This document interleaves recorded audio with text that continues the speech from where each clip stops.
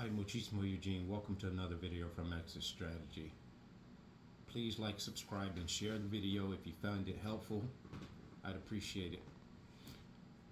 I know I often speak about some of the past instances where I interacted with females and they have often ended up in me realizing that they were narcissists, but in fact, they actually curved me uh, in the inset. But I want to talk about the ones, the many, and when I say many, maybe on two hands, in the 4 years I've been awakened that I've curved.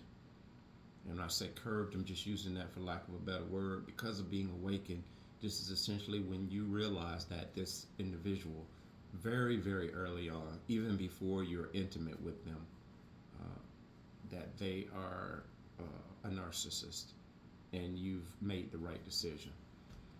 I'm going to draw off an incident where I was going to the hardware store, which I'm often going to the hardware store, and there I get out the car and my truck, and I noticed a car. The driver's door has a big dent in it. It was a sedan, a newer car, maybe a 2022, something like that, and had a huge dent as though somebody ran into the side, got sideswiped. But it wasn't really, the door was functional and it was able to shut. But at the corner, at the lip, door, near the corner bottom of the door, you can see the bottom was peeled back. And I have a friend of mine, and I'm acquainted with a few friends that own garages. You know, being in the landscape business, you know, we network, we know one another. So we tend to network with one another. So it popped into my mind, wow, that's not a difficult fix there. I noticed these things. Didn't know who was driving the car or whatnot. So I'm heading into the hardware store, and the individual uh, came out, and I kind of looked back and I saw them going towards that car. And I kind of politely said, "Is that your car with the big, huge dent in it?" And it was a female, my sister. So I said, "Yeah, is that your car?" She was like, "Yeah." And I said, "What happened to it?" She was like, "Somebody backed out into me and this and that." And I was like, "Really? Hmm." And so I just had a chuckle with him and said, "Yeah, nobody, most of the time we have an accident, it's not our fault, so let us tell it." So she got a laugh out of that. She went on to explain to me what had happened. And I said, "Well, listen," I say, "I know a friend, he has a garage. You can actually go over there and he'll give you a quote and he'll very possibly be able to take care of that for you." And I said, "Because you're probably taking in not only air, but you're taking in salt off the road and whatnot, and it's going to rot the bottom of the car out." So it was just that good Samaritan type thing. Like I said, I didn't know who was driving the car, so I was heading into the store, and lo and behold, they came out, and this is how we ensued a conversation. And so I handed him one of my business cards, and I say, "Well, you can contact me. I don't have his number right off the top of my head." I say, "But just text me or something, and I'll point you in the right direction."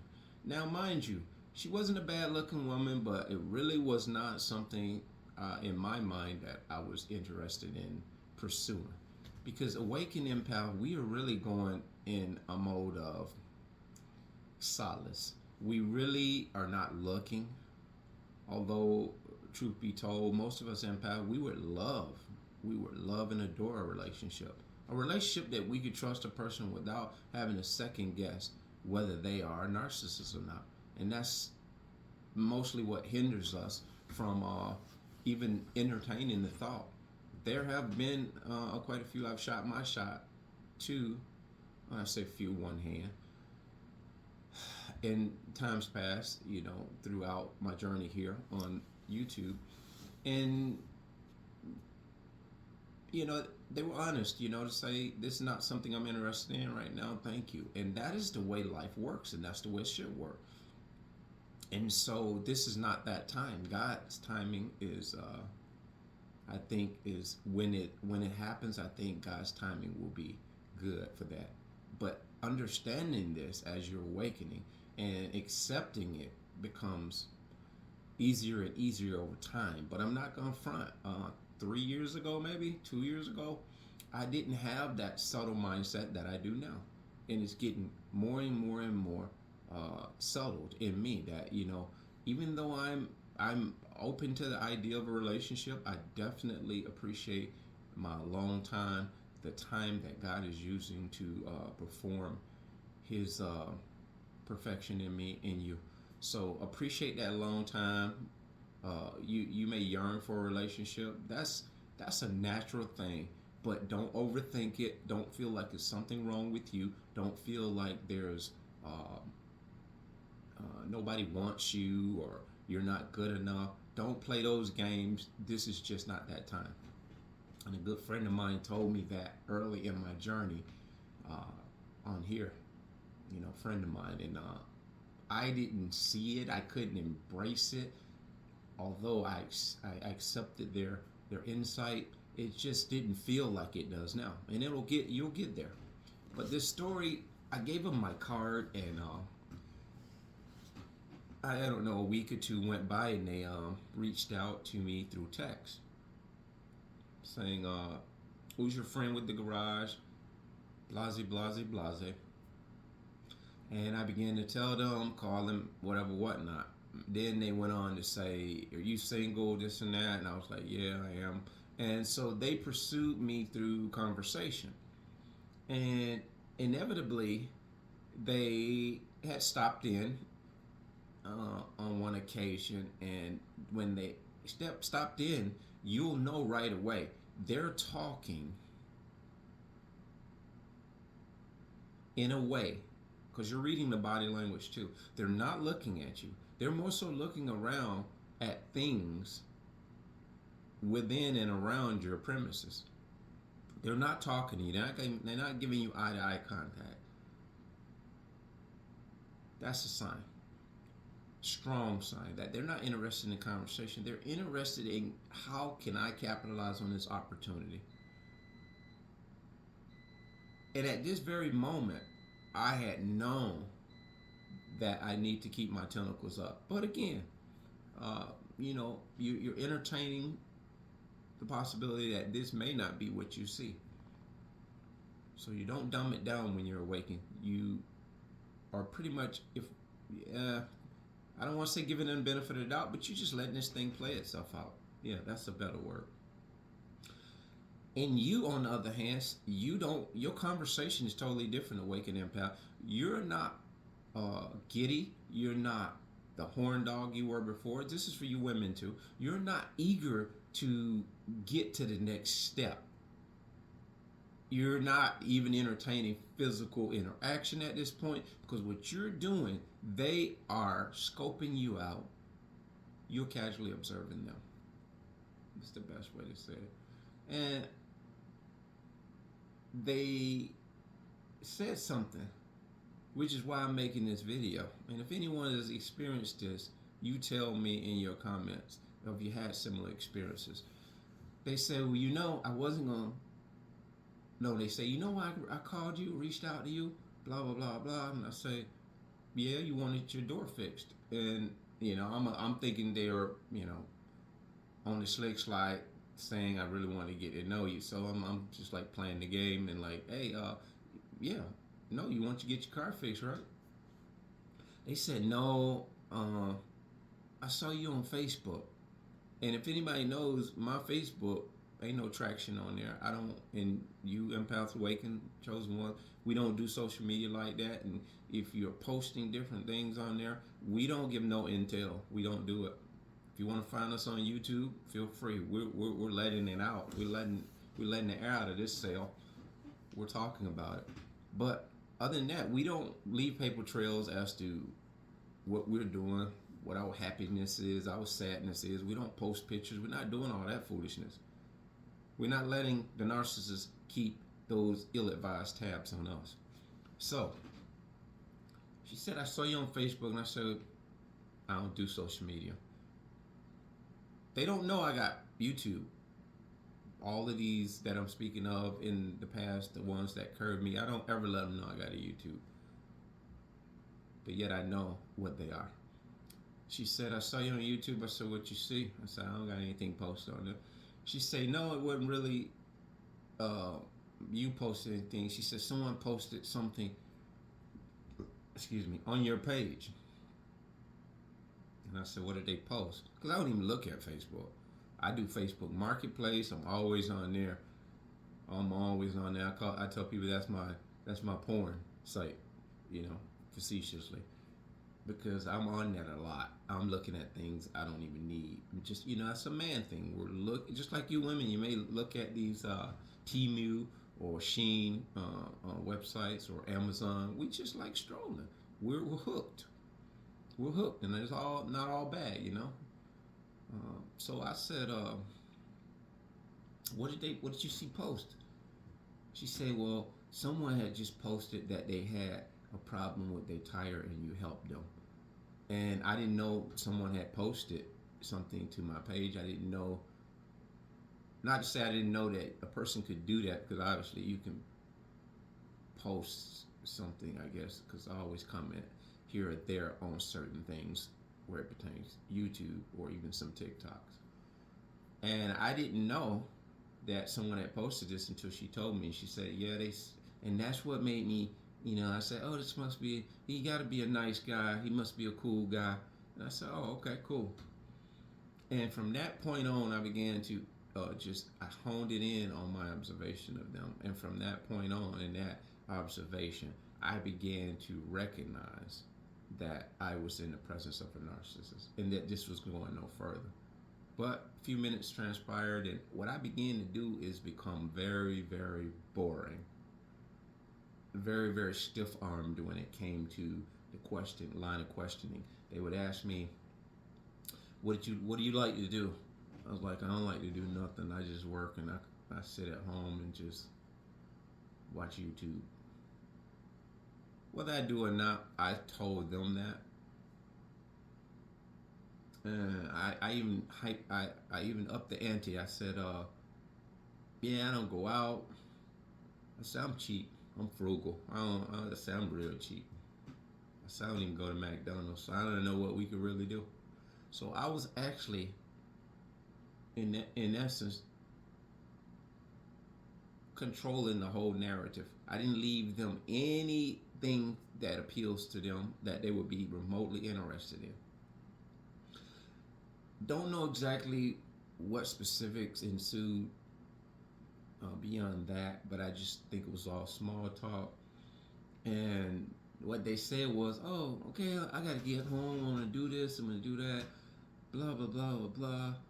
I gotta go home. And they were in the nursing field, by the way. Had the scrubs on. So they were like, yeah, I'll text you. And I knew that that text would never happen. And if it did happen, it was probably like to a projection, like they text and say, well, you ain't text me, so I guess you're not interested. That's kind of what they will do. They will text you a narrative that makes it appear like you're the one that is not putting the effort or the energy in. What they want is someone to chase them. What they want is someone to be go hog wild for them. They want you to be thirsty. They want you to be all into them. Whisper sweet nothings through the text. Now, you women, you may have similar stories, but I find it very rare that this happens with women, because in this age we're living in, women often are pursued. They don't generally pursue. But when someone's a narcissist, it may be equally as it may be an equal thing with them as far as the man and the woman narcissist. Be it a man narcissist, I'm sure he blows the phone up. And I think they might have texted me a few more times after they did leave or whatever. Just hard to remember. But you already be knowing when there is nothing going to happen, and you're not put off, you're not saddened by it, you're not disappointed, because that's yet another education that you've gotten, and that's yet another uh, A you've made. You've aced that because you've been able to determine, detect, and just pass.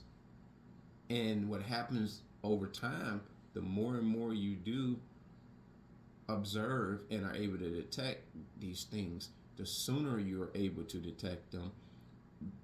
Most often, that person doesn't even get past one interaction with you for 5 minutes. That's how high your elevation and your vibration is, and to the point where they'll see you and they'll almost run head first into you with the hi, and you'll be like, "How you doing?" And they will right way know that you are not that one. Not that one. It's just a somber, stoic eye contact. You can just give them an unamused, unmoved stare.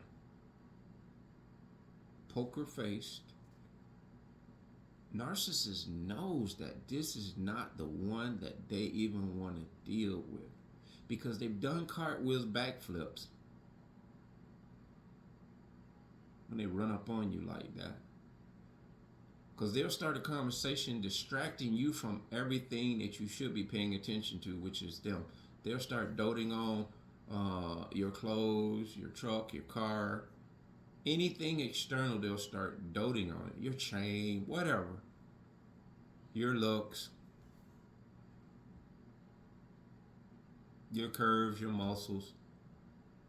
Especially if you think highly of yourself and you've been in the gym as a man and you know you pumped up, and people are noticing it. And if a narcissist comes your way as a man and you're not aware of what this female is, this is exactly how they get in.